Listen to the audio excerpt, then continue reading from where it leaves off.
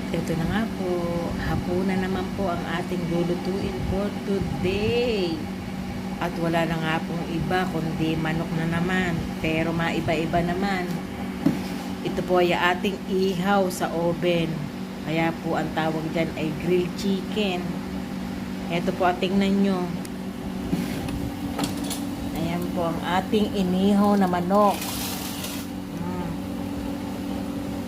Di po ba't kay gandang pagmasdan?